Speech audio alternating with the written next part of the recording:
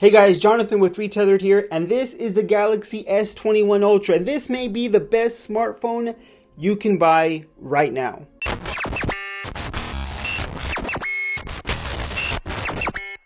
Let me start off by saying this isn't the best value in any smartphone, because at $1,200 it's still an expensive phone, but if you wanted to get the best of the best, this phone is really hard to beat. It has an all-around complete package with some questionable changes as well.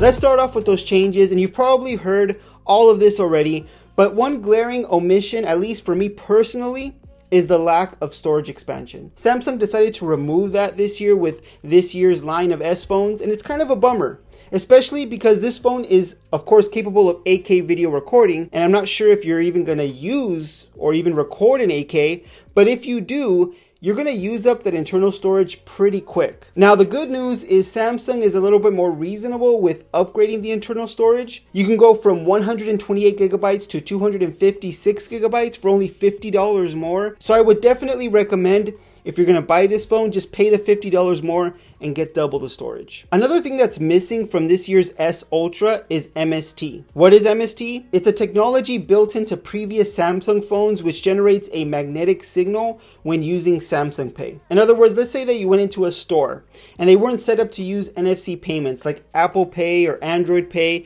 but they still let you use a credit or debit card. Well, previous Samsung phones had this MST feature which would generate a signal similar to that of a debit card, and you could still use it to make payments using Samsung Pay. So you could pretty much use Samsung Pay anywhere a credit or debit card is accepted, which is really convenient. Now, if you don't know what MST is, you probably don't care that it's not inside the Galaxy S21 Ultra, and maybe you know what it is and you never really used it, and that's fine. I wouldn't say it's a deal breaker, but it was just a nice feature to have. But I will admit, with stores now getting on the NFC payments bandwagon, I've started to use it less and less when I had Samsung phones using Samsung Pay. So yes, I can say I wish Samsung wouldn't have got rid of these two features, but Samsung did slash the starting price of the Galaxy S phones by $200 when compared to last year's Galaxy S phones. At least the Galaxy S21 Ultra compared to last year's S20 Ultra. So is expandable storage and MST worth an extra $200 to you? To me, I'd rather have the $200, honestly. But I thought I'd mention those missing features just in case those were big deals for you. Now, with those missing features out of the way, let's talk about what makes this phone great.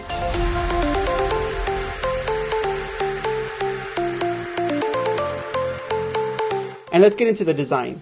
When I first got this phone, I personally thought this was one of the best looking smartphones available. And now, more than 2 months later, I still think the same thing. The Phantom Black version is so sleek. I love the matte finish. Not only how it looks, but look, no fingerprints. And if you're gonna have a camera bump, go the Samsung route and at least try to add some style to it, right? Samsung continued with its curved display on the front, which it looks nice, but accidental touches are a pain. I had been using flat displays for a while, so going back to a curved screen smartphone, it just took some time for me to get used to. And even though this is a big phone, it has a 6.8-inch display, it has a more narrow display when compared to the iPhone, for example, so it makes it slightly easier to use with one hand, but by no means is this a one-handed smartphone. It's still a large smartphone, it's just a little easier to use than other large smartphones. And now let's get into the display, because Samsung continues to be Samsung when it comes to displays, which means it's amazing. It's a 6.8-inch Quad HD Plus display with up to 120 Hz refresh rate, and because of the refresh rate, everything just feels so much smoother. You just feel how buttery smooth this phone is. The display is bright, colors pop, and Samsung finally lets you set the display to 120 Hz and a 1440p display. You no longer have to choose between having Quad HD or 120 Hz. You can have both with the Galaxy S21 Ultra. So the display is amazing. But now let's move on to the performance, because this is another area where this phone shines. Snapdragon 888 processor inside. It's super quick and speedy. You have 5G available, which I still wouldn't buy a smartphone because you want 5G, but it's nice to know that you have it And battery life has been really great as well. I can easily get 6 to 7 hours of screen on time, if not more in some cases. This is a great smartphone when it comes to battery life, and really it's probably due to the large 5000 milliamp hour battery inside, but also Samsung has implemented some software features to conserve battery life. For example, Samsung has added an adaptive refresh rate, which automatically adjusts the screen's refresh rate from 10 to 120 hertz depending on what you're doing, which in theory should conserve battery life. And it's been pretty good with Quad HD and 120 hertz. I expected the battery life to be worse. It does have a large battery, but it still performs really well. This is an all-around great performing phone. No lag whatsoever. One UI 3.1 is okay. I always prefer the Android experience on Pixel phones, but Samsung is headed in the right direction at least. Now I've saved the best for last, the camera. Samsung has finally not only packed in a bunch of impressive camera hardware, but they've actually done things to take advantage of this hardware. We have 3 cameras on the back, a 12 megapixel ultra wide, a 108 megapixel wide angle, and a 10 megapixel telephoto. And the photos you're able to get with this phone, they're amazing. This is an all-around great camera on any smartphone, at least for me personally.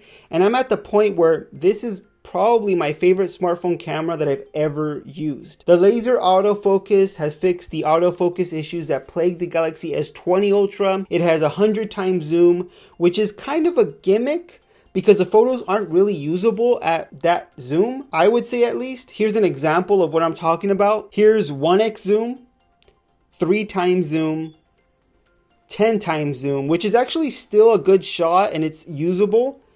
But now here's 100 times zoom.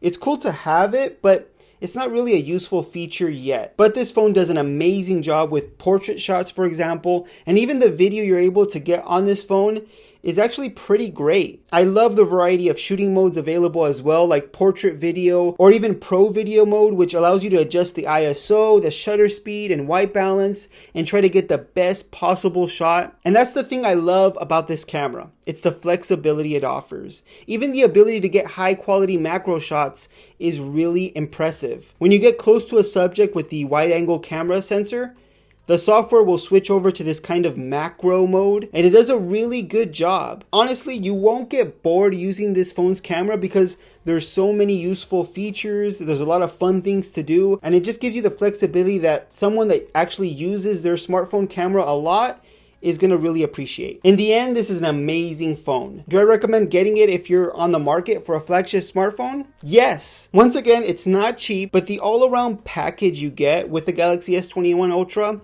it really makes this the best smartphone so far this year. And so far, I'm still loving it. But what do you think of the Galaxy S21 Ultra?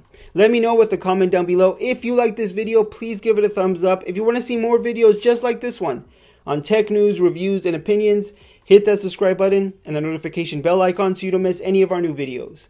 Thanks for watching, and I'll see you on the next one.